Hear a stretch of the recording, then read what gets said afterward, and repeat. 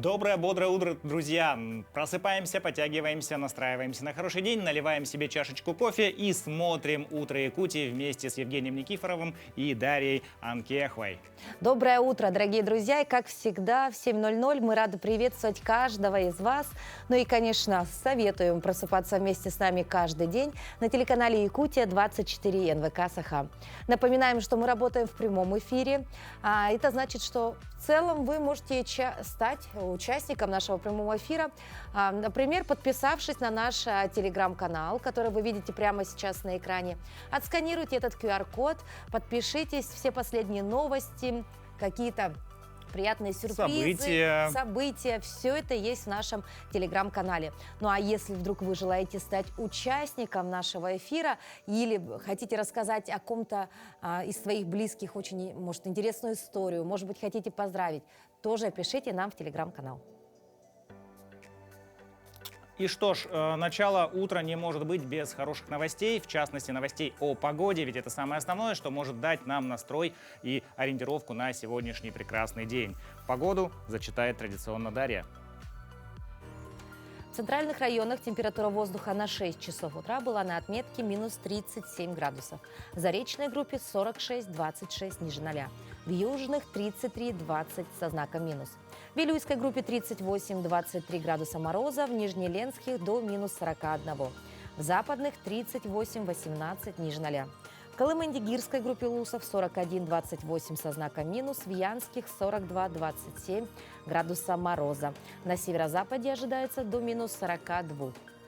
В Якутске температура воздуха на 6 часов утра была на отметке минус 35 градусов. Атмосферное давление 761 миллиметр ртутного столба. Ветер юго-западный от 2 до 4 метров в секунду. Сегодня днем переменная облачность без осадков. Ветер западный от 6 до 6 метров в секунду. Температура воздуха ожидается до минус 22. Про погоду все узнали, ну а сейчас, я думаю, было бы актуально узнать, а что же произошло за последние сутки на территории нашей республики, за ее пределами. Коллеги из информационной службы уже подготовили для нас материал.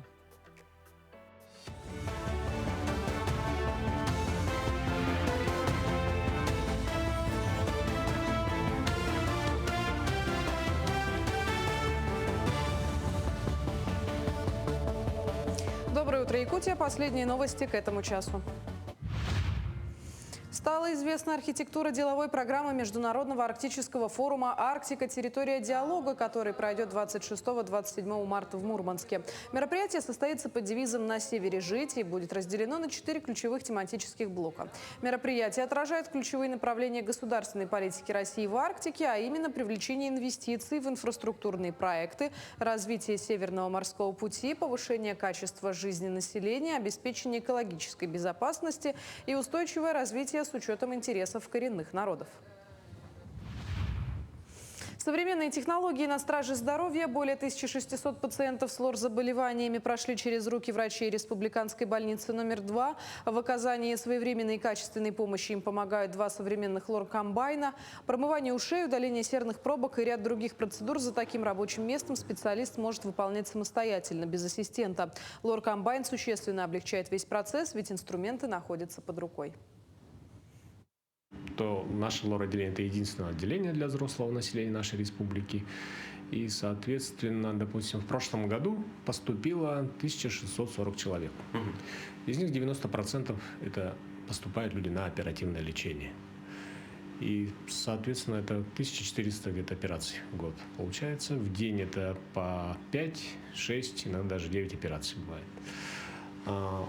Ушные операции вышли на 2-ю позицию, уже который год подряд, и это порядка 250-260 операций в год. Якутию по праву считают колыбелью мастеров. Это свидетельствует красивые изделия именитых талантов художественного прикладного искусства и начинающих умельцев. На выставке ярмарки «Якутия мастеровая» они представляют традиционное деревянное зодчество, одежду, украшения из бисера, панно, коврики, головные уборы из конского хвоста и берестяную утварь. Сейчас в республике насчитывается более 300 народных мастеров, которые, не покладая рук, шьют и вяжут, пропагандируют традиции через мастер-классы и кружки. А масштабное мероприятие прикладного творчества в этом году проводится в 15-й раз, и в рамках него организованы разные конкурсы по 5 площадкам Якутска. Наш глава Республики Саха-Якутия Айсен Сергеевич Николаев 2002 года учредил стипендии народным мастерам республики. И ежегодно наши народные мастера получают стипендию. И наши самозанятые предприниматели, которых поддерживает Министерство предпринимательства и туризма. И сегодня, конечно, у нас очень много материалов, очень много сырья, поэтому очень хорошее, благодатное время настало для творческих работ. Виртуозы резьбы по дереву съехались в Якутск. В доме Арчи в рамках празднования Дня народного мастера стартовал конкурс «Якутия мастеровая». 15 участников из 7 улусов республики сражаются за звание лучшего. Им предстоит непростая задача – создать узоры для Чорона Триумф, проявив не только техническое мастерство, но и художественный вкус. Ведь каждый элемент якутской резьбы несет в себе глубокий смысл и связан с историей и культурой народа. Получается обработка поверхности и дальше уже узоры. Я начинающий мастер, я довольно долго делаю. Вот прошлый чорон я делала около месяца. Евгений, вот какое оно утреннее счастье, на твой взгляд? Утреннее счастье – это, например, просыпаться рядом с любимым человеком. Или когда твоя верная собака, или, может быть, даже кошка будет тебя, облизывая тебе носик. Или когда у тебя по утрам заводится машина с первого раза, что в условиях Якутска актуально. А может быть, когда тебе 5 лет, и тебе говорят, что сегодня не нужно идти в садик. А сегодня мы с Дашей попробуем вам подарить маленький кусочек счастья нашим утренним эфиром. Ну, замечательные такие примеры привел, очень милые, такие жизненные. Жизненные, да. Но согласно Всемирному индексу счастья, кстати, такой существует, Россия находится на 108-м месте из 143. Впереди нас Малави и Монголия. Можно, конечно, иронизировать над составителями рейтинга, но факт остается фактом. Безрадостные деньки в наших краях не редкость по причине не особо ласковой погоды, наверное, скорее всего. Скорее всего так, но способов бороться с хандрой известно немало, а среди них есть и просто отличный, полезный со всех сторон метод. Это, конечно же, зарядка по утрам. Всем доброе утро! С вами Александра, и сегодня мы проведем комплекс Full Body на проработку всех групп мышц. Для этого нам понадобится отягощение в виде гантель килограммовых, либо это можно заменить бутылочками по пол-литра с водой. Итак, первое упражнение в этом комплексе мы начинаем с приседаний в плие. Уходим вниз и выводим ягодицу назад, плечевой пояс раскрыт. Животик стремится к бедрам. Подъем 16 повторов. Выдох. Верхней точки выдох. 11. 10. Опускаем стопу на пяточки и сразу переходим к следующему упражнению. Проработка верхнего плечевого пояса. Сжим и разводим отягощение в стороны. Выдох. 11. 10. 9. Сводим лопатки. 8. Хорошо. Переводим руки вверх и разводим в стороны. Далее мы с вами будем переходить на коврик. Уводим тазобедренный сустав на коврик. Выводим ручки вперед. И у нас с вами будет подъем. Взгляд в коврик. Шея, продолжение позвоночника. У нас небольшое движение, семенящее в руках, отягощение. Работаем здесь 12 повторов. 8. Закончили. Опускаем отягощение и переходим сразу на узкие отжимания. Отстраиваем с вами ручки вместе, пальчики большие у нас соединяются. Положение корпуса как в положении планка. У нас будет выход вниз, уводя локти назад. 12 подъемов вверх и вниз. Прорабатываем трицепс руки. 12. 11. 10. 9. 8. 7. 6. Хорошо, закончили. И комплекс мы завершаем мышцами брюшного пресса. У нас с вами будут подкручивания к пяткам. Аккуратно опускаем себя вниз, обхватываем за колено и с круглой спиной уходим позвонок за позвонком в нижнюю точку, чтобы не травмировать позвонок и поясничный отдел. Отстраиваем ножки на ширине плеч. У нас будет подъем плечевого пояса, и мы будем тянуться к каждой пяточке. Делаем 20 повторов. Поехали. 20, 19, 18, 17, 16, 15, 14, 13, 12, 11, 10, 9, 8, 7. Закончили. Опускаем вниз, прижимаем бедра к животу. У нас небольшой отдых в течение 15 секунд. И этот комплекс мы повторяем еще 2 круга, без остановки. Между кругом каждым отдых 15 секунд, прижав бедро к животу. На этом наш комплекс подошел к концу. Занимайтесь спортом, ведите активный образ жизни и отличного лета. Ну, кому-то счастье по утрам – это физическая активность, вот как нашему фитнес-инструктору. Кому-то это чашечка кофе, как сказал Евгений. Ну, а кому-то просто доброе слово. Вокруг нас очень много прекрасных вещей, с которыми мы ежедневно встречаемся в нашей жизни, а порой даже не замечаем их.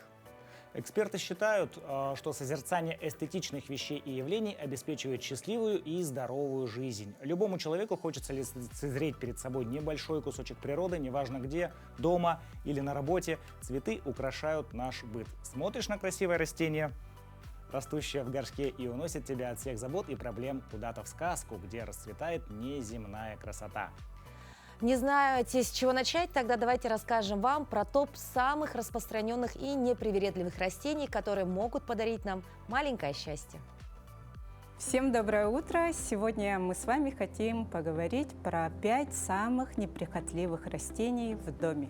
На первом месте стоит для меня замиокулькас. Знаете, чем он хорош? Его зимой можно поливать 1 раз в месяц. Знаете почему?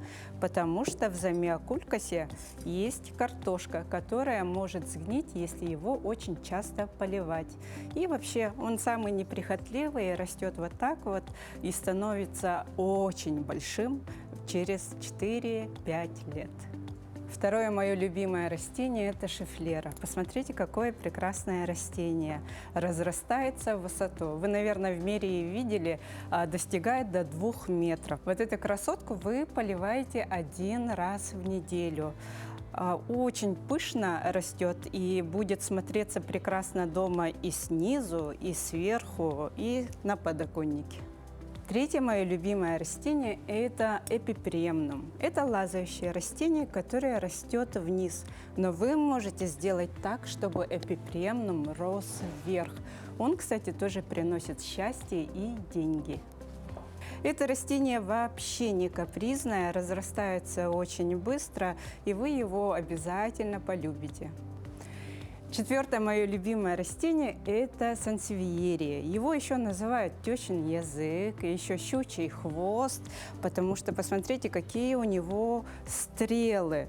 А еще вот это растение нужно для тех, кто работает с очень многими людьми, потому что оберегает дом от злых языков, и очищает, оберегает ваш дом от всего негативного. Почему я еще люблю это растение? Потому что его тоже надо поливать очень редко, 1-2 раза в месяц в зимнее время. Ну и пятое мое любимое растение – это орхидея, еще по-другому называется фаленопсис. Вот эти цветы цветут где-то 2-3 месяца. Почему она у меня любимая? Я считаю орхидею абсолютно неприхотливым растением, потому что у меня дома растет уже 10-й год. И каждый год 2 раза обязательно выдает такие цветоносы красивые. Ничего сложного в уходе нету, надо просто чаще поливать и делать горячий душ. С вами была Ольга Птицына. Покупайте цветы, украшайте свой дом цветами. Они будут создавать уют и красоту, гармонию в доме. Садоводство и ландшафтный дизайн в условиях Центральной Якутии – это не только увлекательное хобби, но и настоящее искусство, требующее в первую очередь знаний, терпения и творческого подхода. Сегодня мы поговорим с опытным садовником, чтобы узнать, с какими вызовами сталкиваются любители растений в нашем регионе.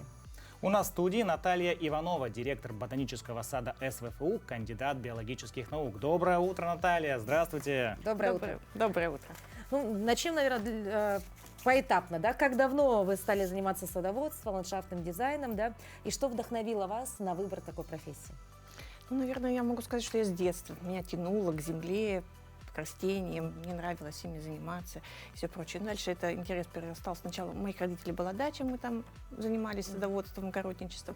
Потом комнатное цветоводство еще подключилось. Ну и в результате этого я в конце школы поступила на биолого-географический факультет, тогда еще Якутского госуниверситета. После окончания я пришла на работу в ботанический сад, и вот я до сих пор там. Долгая жизнь. Сегодня, да, возглавляете, да, Замечательно. ботанический сад. Но мы часто сотрудничаем с вами, приезжаем снимать различные проекты, у вас очень большой коллектив, и как ни приедешь, у вас работа кипит круглый год. Даже зимой вы что-то там все время делаете, да? Ну и самый, наверное, такой примитивный вопрос. Вообще, какие растения, по вашему мнению, лучше всего подходят для выращивания в условиях Центральной Якутии?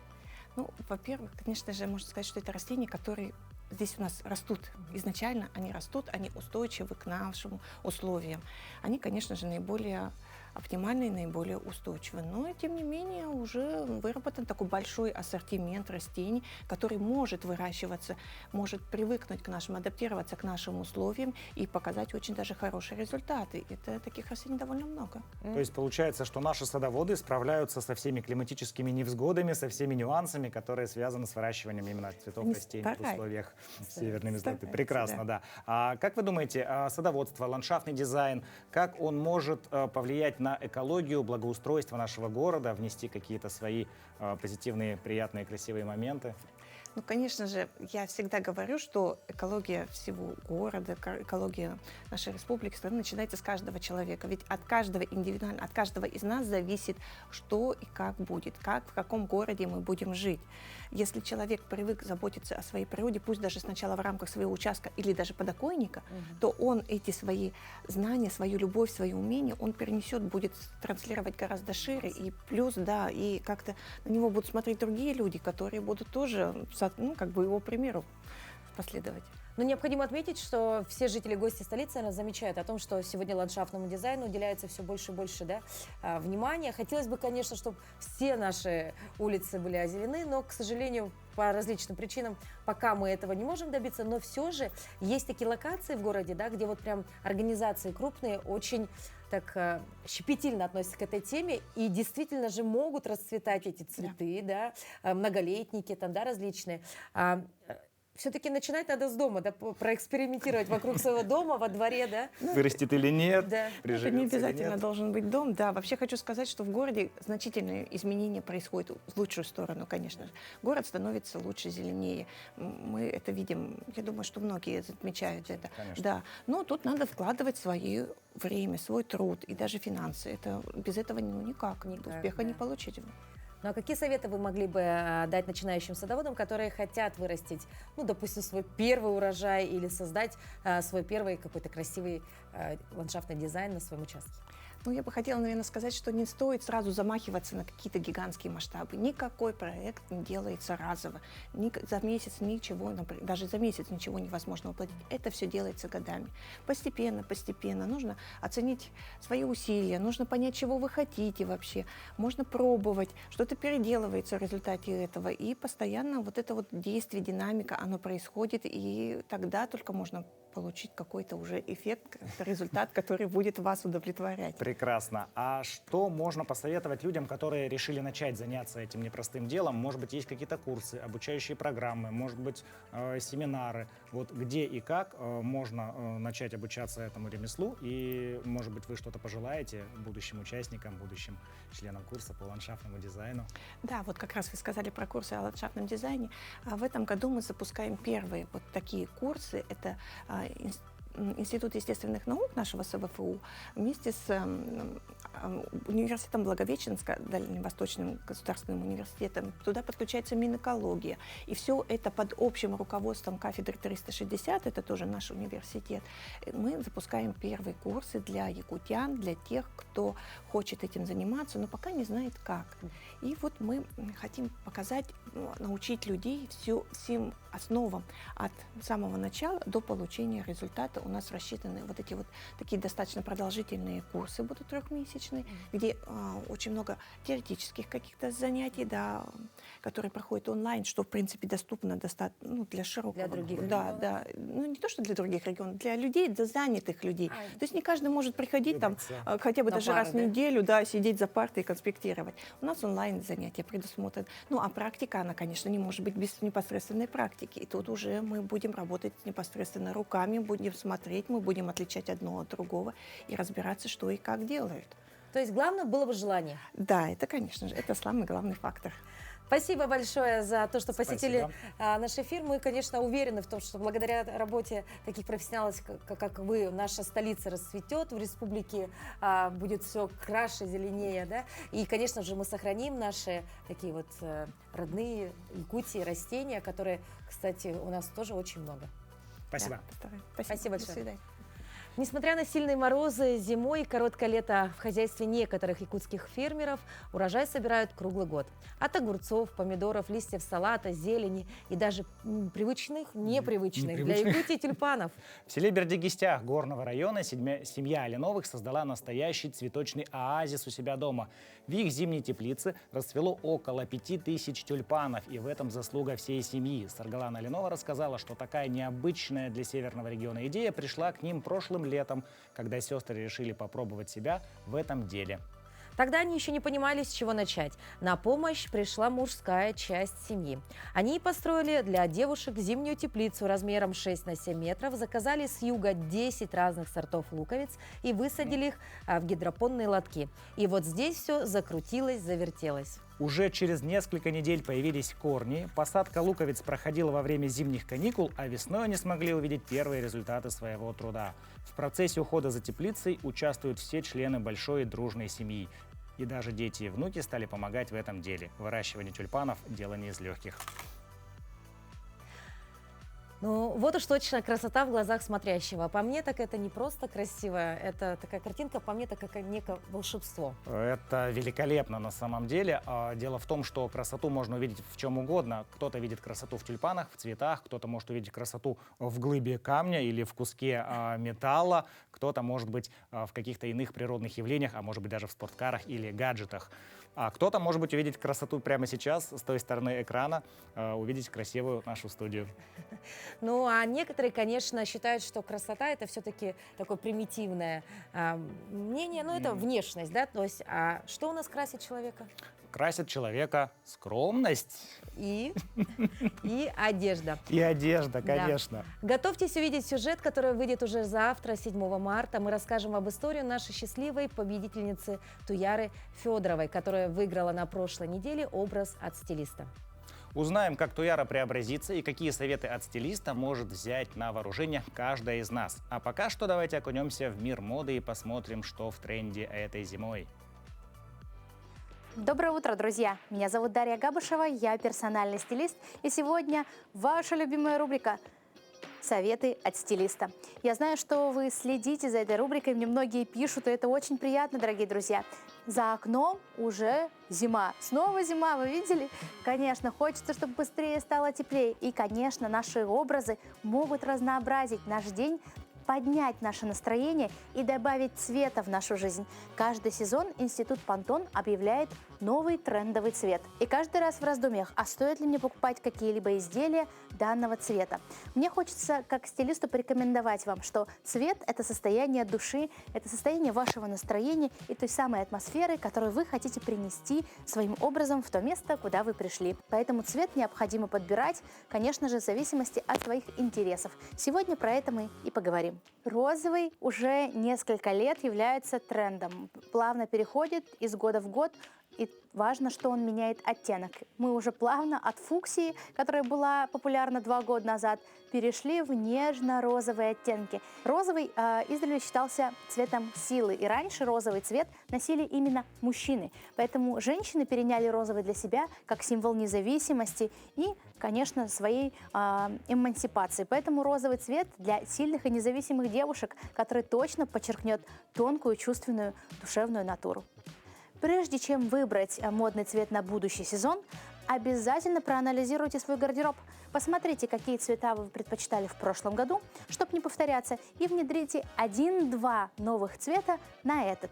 Если вы пока не готовы использовать яркие цвета и оттенки в своем гардеробе, попробуйте внедрить их в качестве аксессуаров. Это будет отличный эксперимент. А то, что задержится в гардеробе и очень сильно будет по душе, уже потом берите, как говорится, в полноразмерных вариантах верхней одежды, а может быть и в обуви, и может быть это даже станет основным цветом в вашем гардеробе. Всем желаю быть самыми стильными. Всем пока-пока. Вчера жителям и гостям нашей столицы посчастливилось увидеть красоту прямо на улицах нашего города. 5 марта в республике отметили День народного мастера, который в этом году посвящен 80-й годовщине победы в Великой Отечественной войне. Праздник символизирует единство традиций, культуры и патриотизма, подчеркивая важность сохранения народного наследия как основы духовной силы народа. В этот день в Якутске прошло самое красивое традиционное шествие в национальных костюмах. От площади Орджоникидзе до площади Республики прошли свыше 1000 народных мастеров и представителей общественности. Мы не перестаем восхищаться Якутией. Это поистине уникальный регион с богатой историей и самобытной культурой. Якутия – это место силы. Здесь можно увидеть своими глазами красоту удивительного края и познакомиться с гостеприимными жителями, с возможностью окунуться в их быт и традиции, которые чтят по сей день. В прошлый четверг, если наши постоянные зрители смотрели, Руслан в этой же студии показывал, как научился играть в якутскую настольную игру «Хамыска». В этот раз мы познакомим с историей и правилами еще одной старинной игры «Хабылык». Доброе утро! Якутские настольные игры «Хабылык» и «Хамыска» передавались из поколения в поколение. И сейчас, в 21 веке, они очень популярны и востребованы. В XVI веке наши предки в Балагане возле камелька играли с лучинками хабылык, из косточек рыбы играли камску. Благодаря энтузиастам в 2014 году эти игры стали видами спорта. Играя хабылык и хамска, развиваются все физические качества: ловкость, быстрота, реакция, точность движения, воля и упорство. А теперь я попрошу Велену показать и рассказать правила игры хабылык. Это хабылык. Он играется за 2 минуты, их 30 штук. Все хабылык берем на ладони, подкидываем тыльную сторону руки и берем одну, кладем в сторону.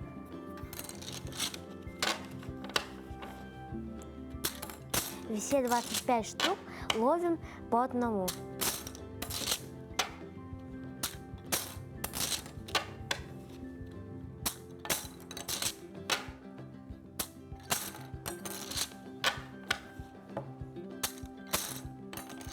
Когда вы словите все 25 штук, 5 мы ловим совсем по-другому.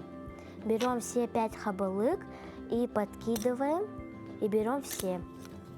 Кладем к остальным. Дальше 4 мы из 4 берем 1. 3 у нас как 5. Берем все, и 2 у нас как 4. Из 2 ловим 1. И последний 30-й хабылык мы ловим совсем по-другому. Подкидываем тыльную сторону руки и ловим между мизинцем и безымянным пальцем. Когда вы ошиблись, стойте на месте. Играйте хабылык, это интересно и увлекательно.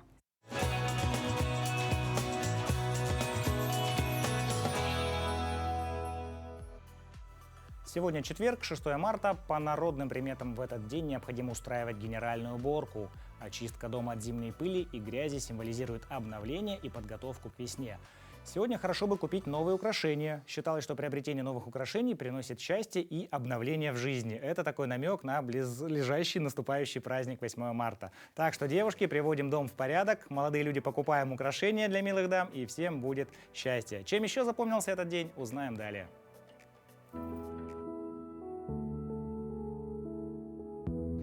На календаре 6 марта. Международный день зубного врача, Всероссийский день гурмана. По народному календарю Маврикиев день.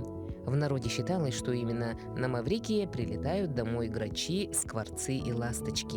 При этом подмечали, если птицы прилетели раньше положенного дня, это к скорой весне. Этот день в истории. В 1521 году экспедиция Магеллана открыла 3 самых южных острова из группы Марианских. 1899 – день рождения аспирина. Зарегистрировано лекарство под торговой маркой «Аспирин». В 1925 году вышел первый номер журнала «Пионерская правда». 1986 – межпланетная станция «Вега-1» выполнила программу исследований кометы Галлея. В этот день родились Микеланджело Буонаротти, итальянский скульптор, живописец, поэт эпохи Возрождения. Василий Мате, русский художник, гравер, афортист. Марк Донской, советский кинорежиссер, сценарист, народный артист СССР. Габриэль Гарсия Маркес, колумбийский писатель, прозаик, журналист, нобелевский лауреат. Михаил Жванецкий, советский и российский писатель-сатирик, исполнитель своих произведений. Валентина Терешкова, советский космонавт, первая в мире женщина-космонавт, российский политик.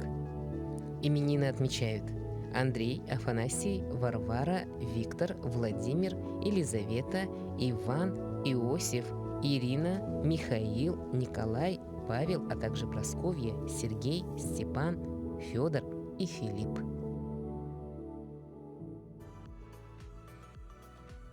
Сегодня четверг, а значит, на очереди у нас традиционная рубрика «Киноафиша», которая расскажет нам о премьерах этой недели. Но вот никогда не задумывался, почему именно в четверг киноафиша, причем не только в нашем эфире, а вообще так очень традиционно это задумано в нашей стране. Даш, во-первых, четверг, конечно, у меня, как у большинства жителей нашей страны, ассоциируется с рыбным днем. Да. Ну, а что касается киноафиши, я думаю, здесь есть уловки маркетологов. Дело в том, что анонсы в четверг, они способствуют посещению людьми кинотеатров в выходные. Правда это или нет? Все верно. Ну, плюс-минус так. Вообще, это традиция была такая, потом это все осталось. Можешь потом посмотреть в социальной сети где-нибудь, поискать информацию. Но в целом, после показа в четверг появляются первые рецензии и отзывы на фильм. И, соответственно, в пятницу, субботу, либо воскресенье уже идет намного больше людей, которые прочитали отзывы. Ну и цену тогда можно поднять на выходные. Соответственно, это все взаимосвязано. Прекрасный маркетинговый ход.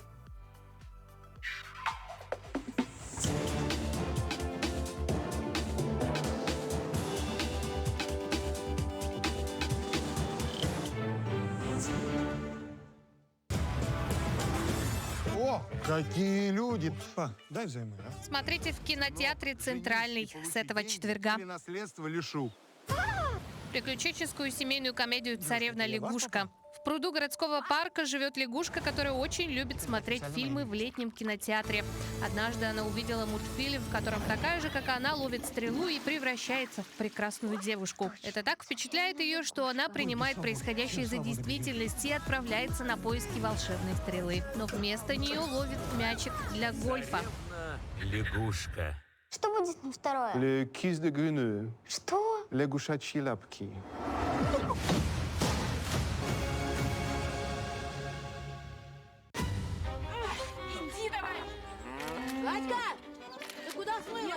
Премьера фильма «Один хороший день».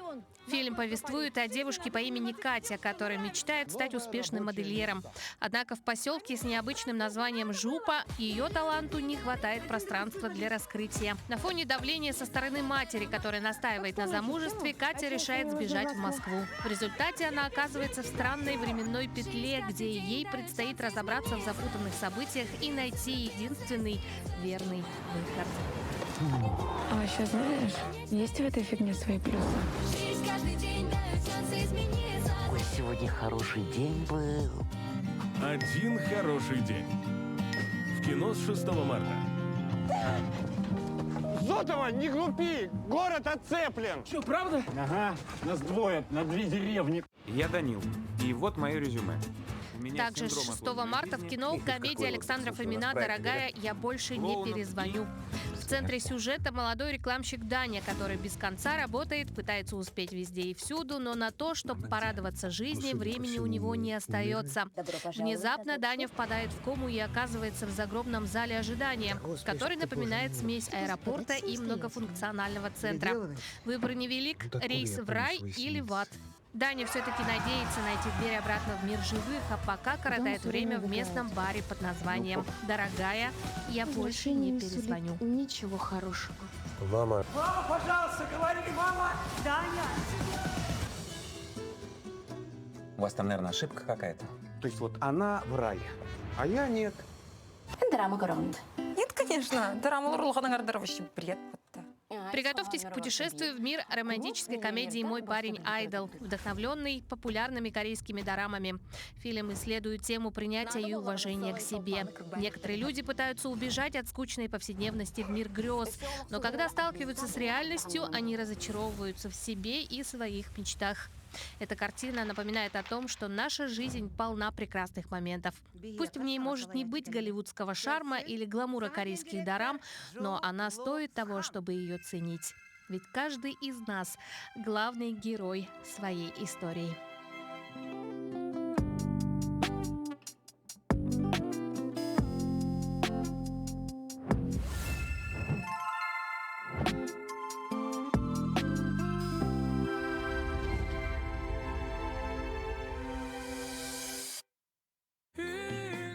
Желаем вам отличного настроения и приятного просмотра.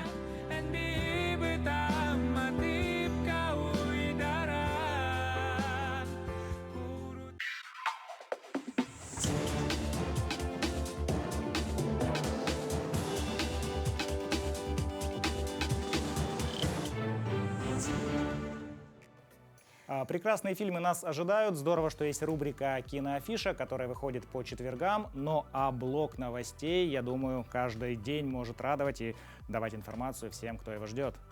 Ну и поэтому я передаю слово коллегам.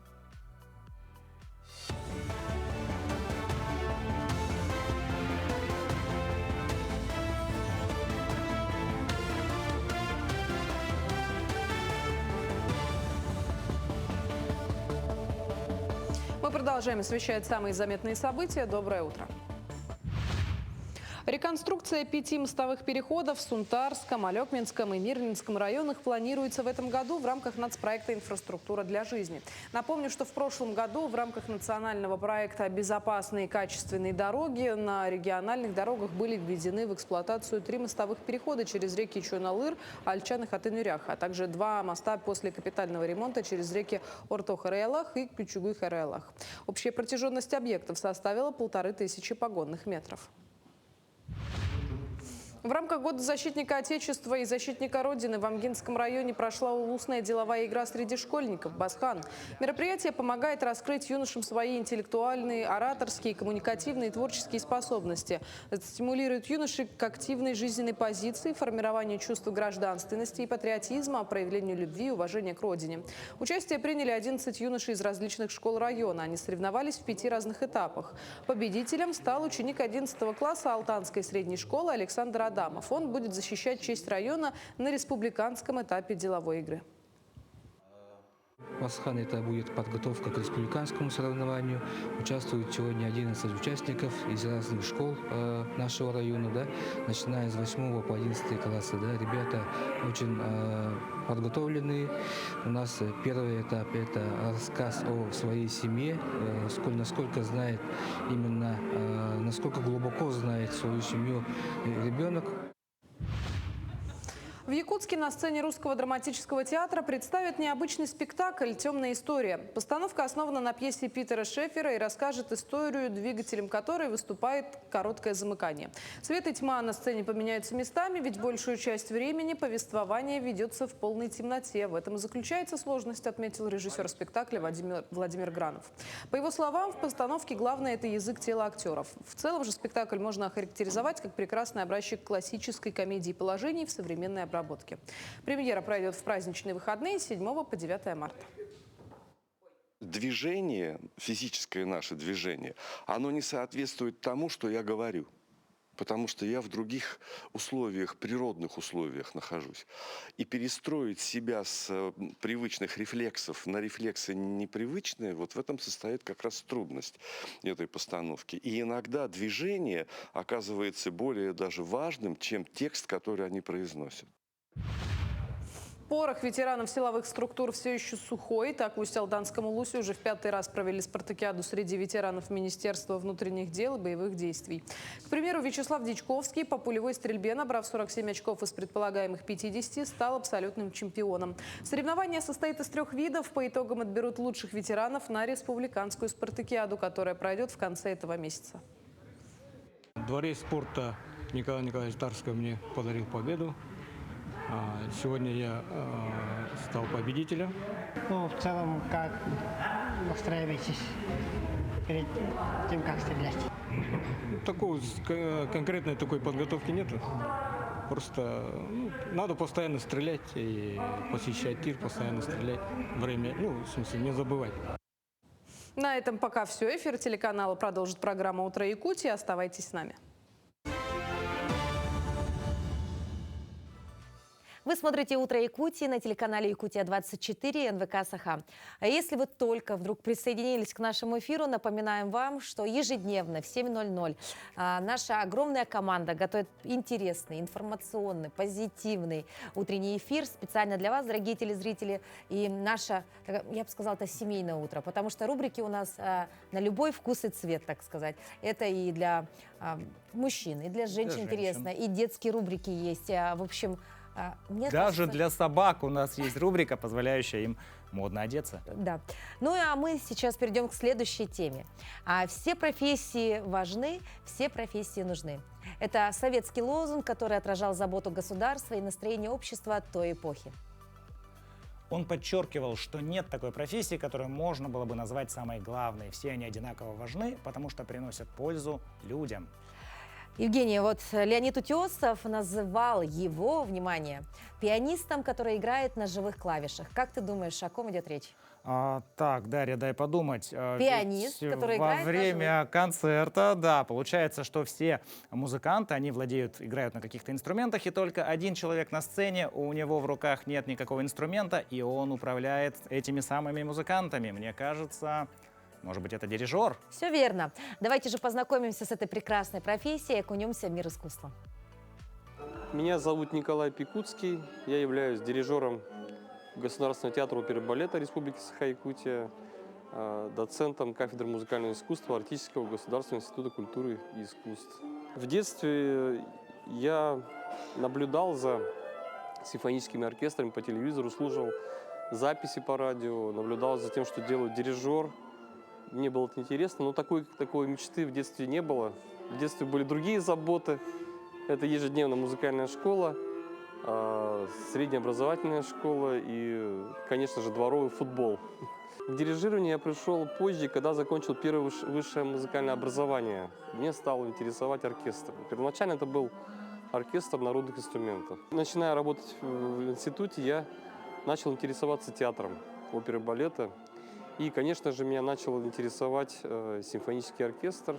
Я ходил на репетиции к дирижерам, действующим в то время, приглашенным дирижерам. Меня все это больше и больше поглощало. И как-то мне директор театра сказал: езжай, поступай, и тогда у тебя будет возможность соприкасаться, стоять за пультом симфонического оркестра. Я поставил себе цель, поступил в Нижегородскую консерваторию. И уже с того момента я уже 19 лет работаю в театре оперы и балета и 25 лет в Арктическом государственном институте культуры и искусств. Когда я стал дирижером, я понял, что нет лучше инструмента, чем оркестр, симфонический оркестр. И когда ты соприкасаешься с такими великими творениями, как «Щелкунчик» Чайковского или «Богема» Пучини, нет ничего лучше. За это я люблю свою профессию. Да, конечно, профессия дирижера, она очень сложная. В ней сложности хоть отбавляй. К этой профессии надо долго-долго идти, но и главное учиться. И очень много упорно работать с самого детства, с музыкальной школы.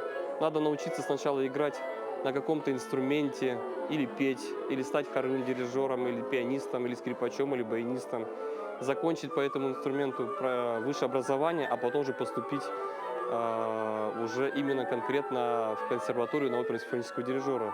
Тут главное очень много работать, познавать и учиться. Ну и, конечно, надо иметь желание, огромное желание и терпение. Когда ты стоишь за пультом, твоя задача объединить в единый ансамбль и оркестр, и хор, и солистов, и балет. А очень часто, когда получается, что оркестр не слышит, к примеру, солистов в яме, или хор, или наоборот, они не слышат плохо с оркестра. И тут мастерство дирижера все это объединить в единый ансамбль. И еще главное, в этих условиях ты должен создавать музыку и всех вдохновлять. Если все это получается, если у тебя хорошая отдача от зрителей, ты чувствуешь, да, зрители воспринимают каждый твой шаг, они тебя чувствуют. И ты вдохновляешь артистов и оркестра, и солистов, и хора, и у тебя отдача – это самые счастливые моменты, когда ты получаешь результат. В Национальном художественном музее Республики Саха-Якутия с 5 марта, со вчерашнего дня, начала работу выставка «Легенда известных современных живописцев Монголии». Выставка познакомит якутян с творчеством художников Монголии, чьи работы воплощают силу и дух, красоту и счастье кочевого народа. Сегодня подробнее на эту тему мы поговорим с нашими утренними гостями. Знакомьтесь, у нас в студии Амар Жаргал Балжинян, председатель общества «Монголо-Саха сотрудничества», и Санин Бояр Амгалан Батыр, художник. Доброе утро. Доброе утро. Добро пожаловать в Якутию. Спасибо. Давайте сразу возникает вопрос, как возникла идея назвать выставку «Легенда»? Откуда такое название? Ер нь өнгөрсөн жилүүд ирж үзлэн харсан. Тэгээд ер нь язгуурын хүмүүс нь яг тийм үү түүх том ихтэй байсан болохоор зэрэг ер нь легенда яг адилхан юм байна гэж бодоод легенда гэж үзлээ.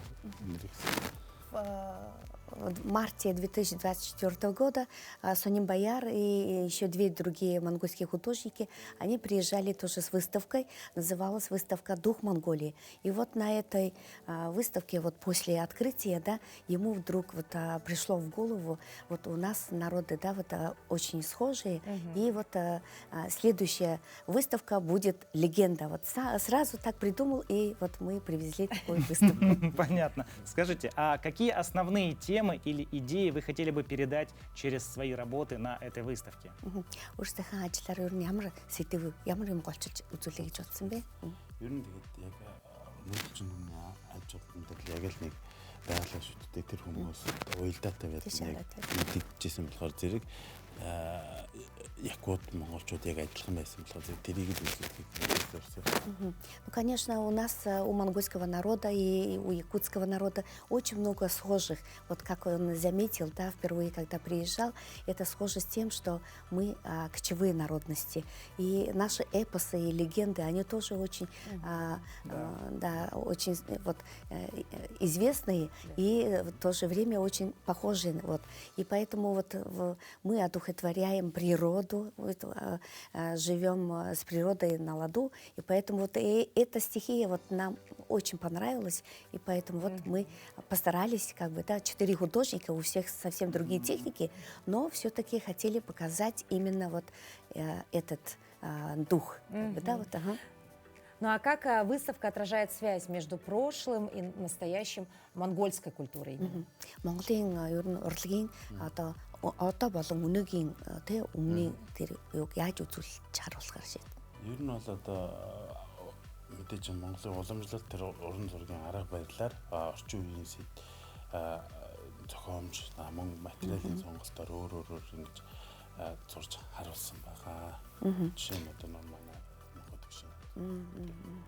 Ну, наша традиционная культура, да, она охватывает очень большие вот, разные сферы, и мы постарались, вот у нас разные техники рисования и многовековую вот такую культуру, да, живописи Монголзурак мы, например, на примере вот художника Мухбата, он нарисовал вот картины на шелке.